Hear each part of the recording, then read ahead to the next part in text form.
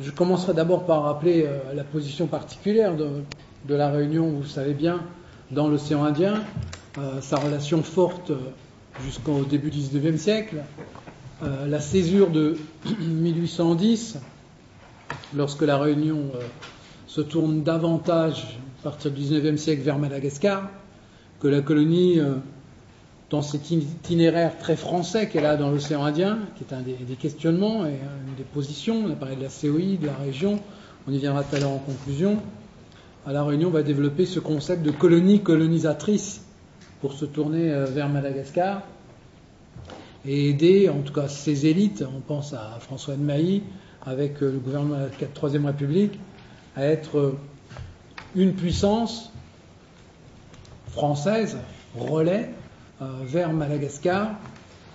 Puis cet ancrage français, bien sûr, va s'exprimer tout au long du premier XXe siècle avec la départementalisation revendiquée, puis obtenue. Nous en parlions hier. Qu'est-ce que la départementalisation? C'est difficile à définir. C'est une décolonisation intra-française. Nous en parlions hier. Quelque part, c'est, sans faire le pédant, un oxymore, c'est-à-dire une décolonisation et on demande plus de France. C'est pourtant ce qui s'est passé en mars 1946. On largue les amarres de la colonie, mais en faisant un discours qui demande à être davantage intégré à la France, totalement intégré, qui est d'ailleurs une équation complète. La Réunion, c'est la France, disent les deux élus, qui étaient des communistes, Léon de Lepervenche par alphabétique et Raymond Vergès. D'ailleurs, c'est l'objet d'une étude qui sera présentée jeudi lors de la semaine de l'histoire sur le discours communiste vis-à-vis de la France dans cette période. Ne faisons pas d'anachronisme, on est en 1945-46. Et avec la départementalisation débute ce cycle du département.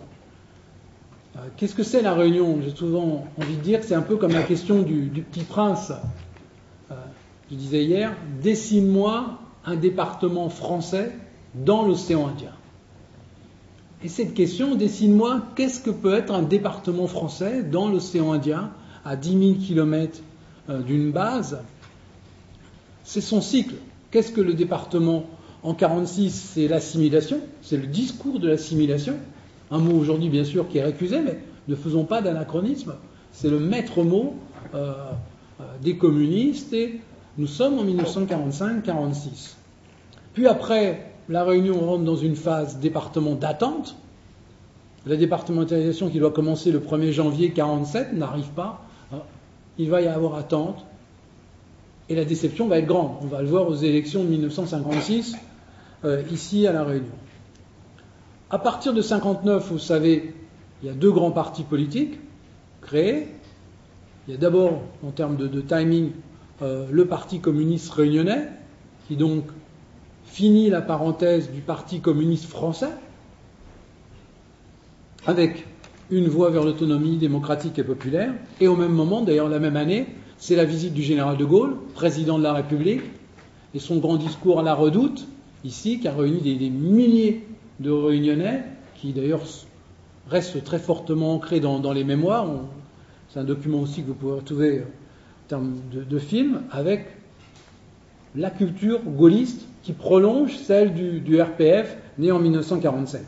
Et on le sait bien, cette division et cette logique booléenne, c'est-à-dire binaire, soit l'un, soit l'autre, comme s'il n'y avait pas de voie au milieu. D'ailleurs, aucun parti va pouvoir s'ancrer entre les deux. Vous êtes d'un côté ou de l'autre.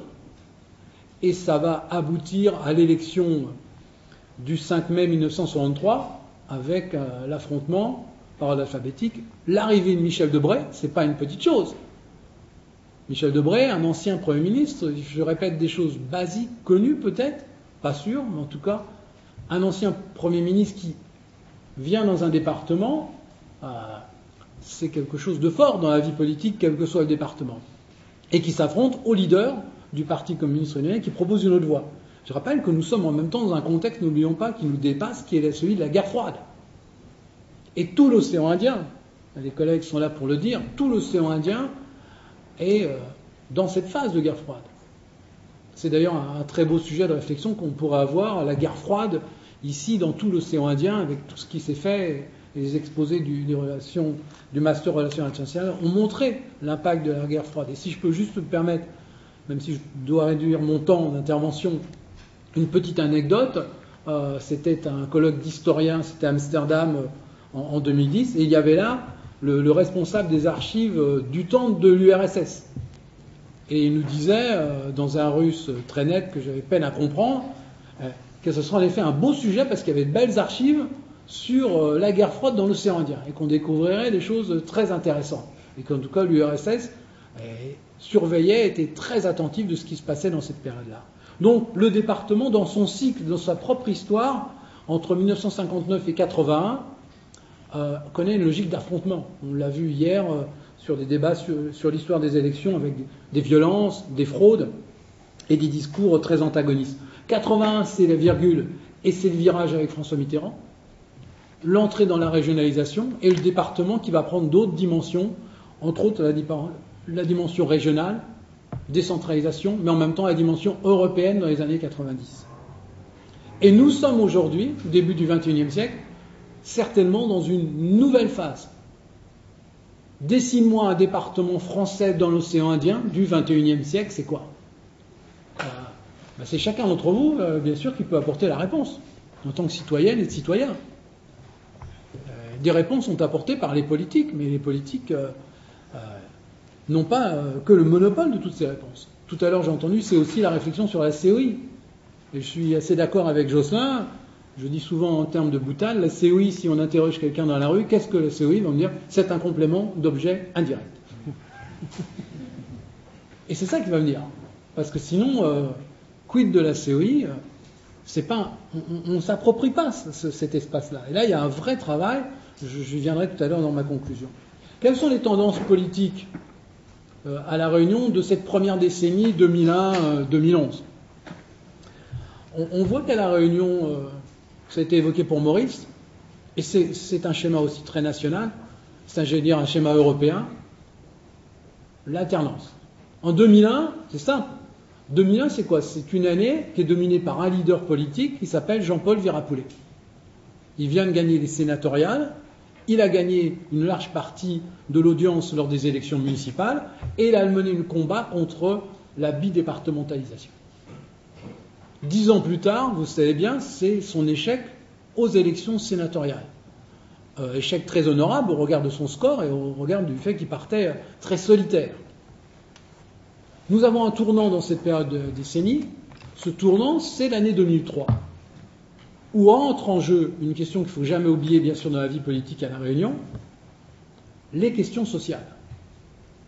En février 2003, La Réunion est à la une de beaucoup de journaux nationaux parce que la grande manifestation de Champfleury sur le thème des retraites pour accueillir le Premier ministre de l'époque, Jean-Pierre Raffarin, est menée ici à La Réunion où des milliers de personnes, c'est une des plus grandes manifestations, un des plus grands mouvements en 2003 en même temps sur ce second semestre, sur le premier semestre, pardon, qui va amener beaucoup de Réunionnais en 2004, après avoir voté avec leurs pieds, comme on disait à l'époque, par la manifestation, à voter avec leur bulletin. Et en 2004, c'est la victoire de l'Alliance lors des régionales. C'est la construction de l'Alliance autour de Paul Vergès, une alliance donc qui regroupe beaucoup de petites formations proches de la gauche, du centre-gauche, et c'est toujours la logique du Parti communiste de rassembler au-delà de son axe principal. Et le Parti communiste, dans la décennie, va connaître entre 2004 et 2009 une phase ascendante. Victoire au régional, tout seul, puisque le Parti socialiste n'est pas avec lui au second tour, dans le cadre du mode de scrutin. Victoire en 2005 lors des élections sur le référendum. Il appelle à voter non, c'est non dans 24 communes à La Réunion. Victoire par la suite en 2009, avec la victoire d'Élie Waro, dans cette année où l'outre-mer bouge et bouillonne, au moment où les États généraux essayent de s'installer en même temps, victoire d'Élie Waro aux élections européennes. Ce qui m'avait conduit, je me souviens à dire, et c'était 2009, le Parti communiste réunionnais fêtait ses 50 ans, qu'en fait, les initiales PCR, moi je les lisais comme partie centrale de La Réunion. dans la mesure où toutes les coalitions et toutes les majorités passaient par lui. Ce qui n'est plus la situation aujourd'hui au moment où on vous parle. De mon point de vue en tout cas. En 2011, parce qu'il a subi, vous savez, 2 échecs cuisants en 2010 et 2011. 2008, dans ces décennies, marque les divisions à droite. Déjà en 2007, je vous rappelle, la Réunion donne à Nicolas Sarkozy le plus mauvais score lors de la présidentielle. Ségolène Royal arrive en tête dans les 24 communes, largement en tête, très largement en tête. C'est dire que les questions sociales sont omniprésentes à la Réunion. On y viendra tout à l'heure, pouvoir d'achat, chômage, logement. Et en 2008, c'est l'éclatement autour de l'élection au Conseil général, vous savez bien, c'est l'imbroglio au sein des droites, puisque Mme Nassima Dindar, qui était pourtant fortement ancrée dans l'UMP, bascule, quitte l'UMP et fait une majorité très composite, qui est peu connue ailleurs, où vous allez avoir quelqu'un qui s'identifie à l'UMP, avec du Parti socialiste, avec le Parti communiste, et quelques membres de ce qu'on appelait la droite sociale. Si bien que d'ailleurs que le journal Le Monde à l'époque dit « Tiens, le Conseil général est à l'UMP ». Non, le Conseil général n'est plus à l'UMP, puisque l'UMP avait proposé une autre candidature, celle de M. Lagourgue, vous vous en souvenez. Et depuis, bien, Nassima Dindar a fait son chemin. On le prédisait que ça serait fragile, qu'elle aurait du mal à tenir. Bien, jusqu'à aujourd'hui, elle est peut-être sur le fil du rasoir, c'est pas toujours facile d'avoir l'équilibre, on le voit bien au Conseil général actuellement, mais elle est dans, j'allais dire, le top 3 des présidents de conseils généraux qui ont tenu plus longtemps ici à la Réunion, au Conseil général. Elle arrive en 3e position, avec déjà un mandat qui dépasse les 7 années, depuis 2004. 2009, c'est l'année des Outre-mer. Je n'y insiste pas, si ce n'est pour dire que, à la fois, c'est bien sûr le mouvement COSPAR, un mouvement intense entre mars et avril, monté, comme s'il y avait d'ailleurs un cycle à La Réunion, le cycle des 6 ans, 97 manifestations, 2003, 2009, pour remonter même en 92. Et là, réapparaissent bien les thèmes qui sont sous-jacents. Termes économiques, sociaux, difficultés par rapport à la vie chère, et concomitamment la mise en place, vous savez, par le gouvernement, des états généraux de l'outre-mer qui vont se révéler au mieux pour eux un insuccès, ou dans la réalité des choses un vrai bide.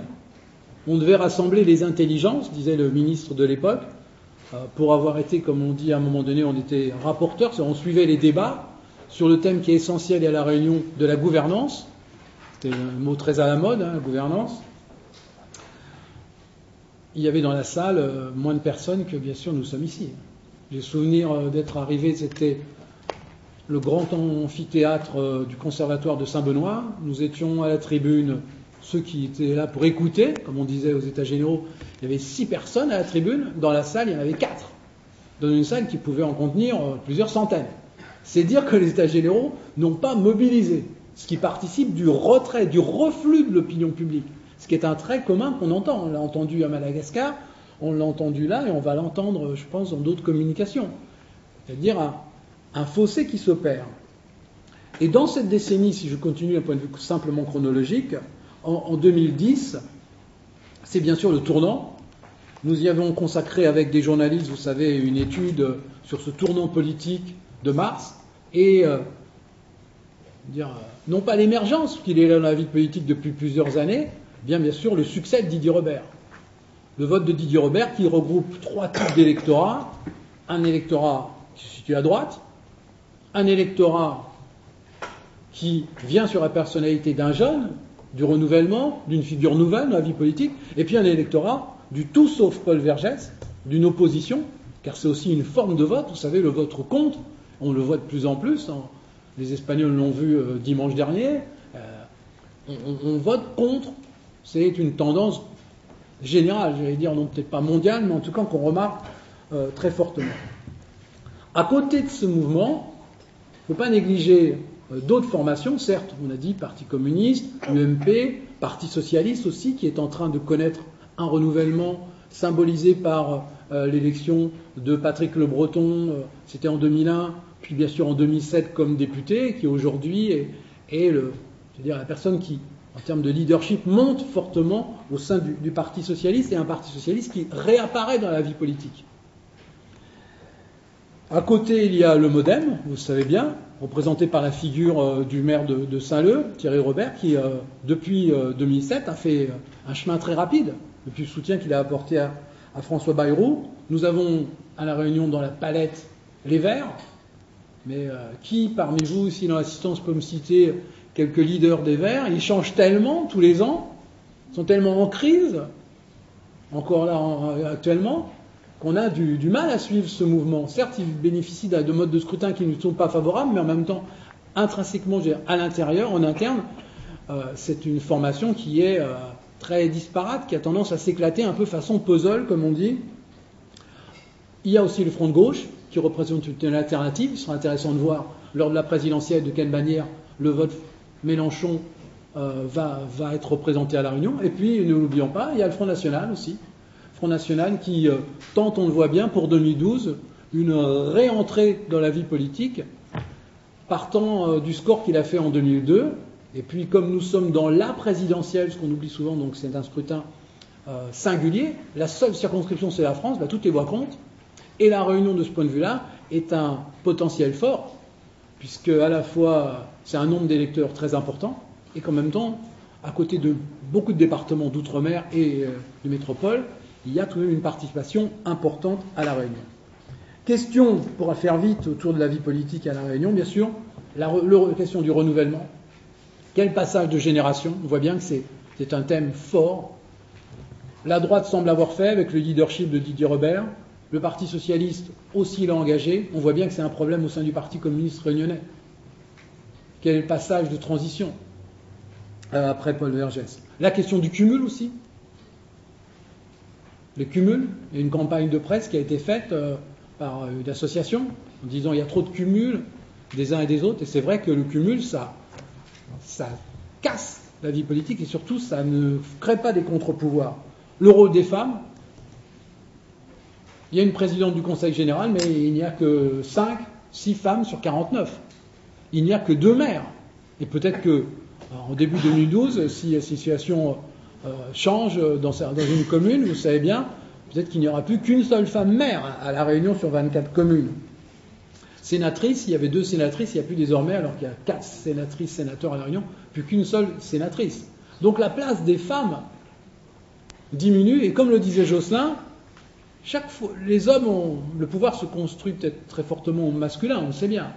Je veux dire, même dans sa logique de construction et dans sa logique de fonctionnement. On le voit bien. Il y a des femmes, par exemple, dans les conseils municipaux, loi sur la parité, mais quand on crée les communes, les civis, les gros groupements de communes, là, vous avez qu'à prendre la liste.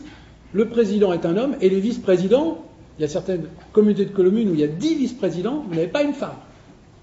Donc, chaque fois qu'il y a des nouveaux pouvoirs, c'est un peu ce que disait Jocelyn, dès qu'on monte, si on peut s'exprimer ainsi, le nombre de femmes diminue. Et ça sera un thème que nous aurons à aborder lors d'un prochain séminaire. Sur les questions politiques à La Réunion, encore une fois pour accélérer, il y a toujours le problème institutionnel qui est récurrent, non pas simplement la question du statut, mais la place de La Réunion dans la COI. Quelle est la marge de manœuvre que peut avoir la région Réunion? On l'a bien vu par exemple sous la mandature de Paul Vergès, des débats sur développement, co-développement. On le voit avec le discours de Didier Robert du 26 mars 2010, lorsqu'il parle d'une grande région. Et on le voit actuellement, par exemple, avec les déplacements du responsable, M. Frédéric Cadet, qui était en Inde. Si vous lisez la presse, vous voyez bien qu'il a représenté à la fois la Réunion, la France, à une réunion de l'Indian Ocean Rim. Il était, je crois, à Madagascar, c'était hier ou avant-hier. Et donc il y a la volonté de la région de jouer un rôle dans l'océan Indien et d'avoir une dimension en termes d'être associé davantage. Et là, tout le carcan et tout le discours qu'avaient, pour faire rapide, les droites dans les années 60-70 est en train d'être refondé. Il y a une autre approche de la part de la présidente du Conseil régional ici à La Réunion, c'est évident, sur ces thèmes de stratégie dans la zone océan Indien. À côté de l'institution, il y a le social. Je ne vais pas vous lire ce que j'avais prévu, les derniers chiffres de l'INSEE et le détail, mais vous les connaissez. Et surtout, au regard de la jeunesse, le chiffre, il est redoutable. Nombre de chômeurs, sur les 15-24 ans, il tourne autour de 50%. Vous allez me dire, oui, c'est pareil en Espagne, c'est aussi pareil dans de nombreux pays, mais là, dans l'Inde, c'est peut-être encore plus intense. Sur l'actualité, je voudrais revenir sur l'actualité politique, sur 3 thèmes rapides. D'abord, quelque chose qu'on va vite balayer pour qu'on ne le réentende pas, mais je crains hélas qu'on le réentendra. La Réunion ne vote pas à l'inverse de la France. Si ça pouvait rentrer un peu, il suffit simplement de partir, on a parlé de la départementalisation, en 1945, la Réunion vote dans le même sens. Il m'a semblé que la Réunion avait voté dans le même sens en 2008, et je pourrais continuer. Le sens national, c'est qu'une moyenne de tous les départements, donc ça n'a pas véritablement de valeur de dire ils votent contre, ils votent à l'inverse, non, comme si les Réunionnais, hop, votaient toujours à l'inverse. Ils viennent avec des questions différentes, des questions sociales plus fortes dans le débat, mais c'est vrai qu'il y a une prégnance, une empreinte du vote du 10 mai 81, parce que ça a marqué les mémoires d'un vote qui est allé à l'encontre de l'alternance nationale, et ici au contraire un vote très fort pour Valéry Giscard d'Estaing. Alors depuis, on le répète. De même, essayons, excuse-moi Jocelyn, parce que tu l'as utilisé, je crois que j'ai entendu aussi à ma gauche, la société civile. La société civile, c'est un leurre. C'est une illusion.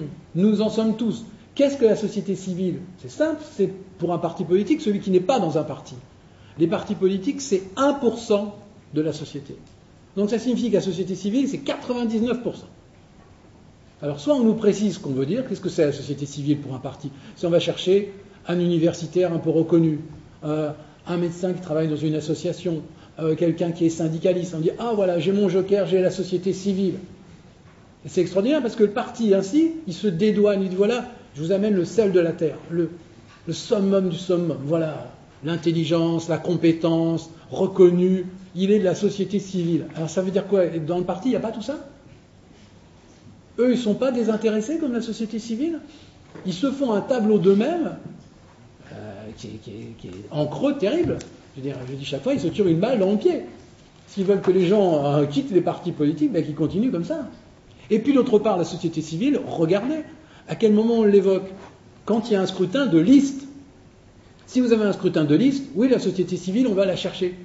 Ah, on a besoin pour les municipales de quelqu'un dans une association sportive, d'un sportif de renom, de quelqu'un qui est connu dans son quartier. Mais est-ce que vous avez vu la société civile aux élections sénatoriales? On n'a pas vu la société civile. Alors on n'a pas fait appel. C'est les partis qui se sont occupés. Les choses sont trop sérieuses là. Circuler, il n'y a rien à voir. Là, on a oublié de la solliciter, on ne connaît plus son téléphone, et il n'y a plus de société civile. Et d'ailleurs, vous verrez pour les législatives, il y a 7 circonscriptions à La Réunion. Attendons que la société civile soit invitée. Ceux qui seront candidats seront des gens membres des partis politiques. Voilà, tout simplement. Dernier point sur lequel je veux insister, c'est le poids de La Réunion.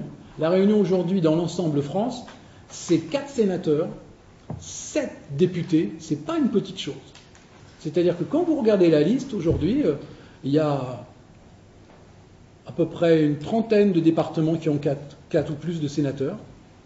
Donc la Réunion vraiment a une représentation forte au regard de son potentiel. Je finirai par évoquer la stratégie politique dans l'océan Indien.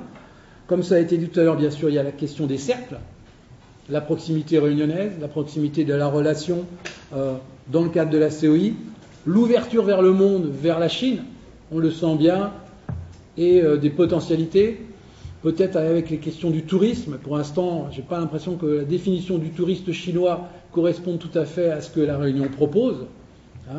Et ce qui semble être aujourd'hui le tourisme chinois, même si c'est à la vision de 10 ou 20 ans, pour l'instant, le touriste chinois, il n'est pas à la recherche de plage. En tout cas, ce n'est pas dans sa priorité.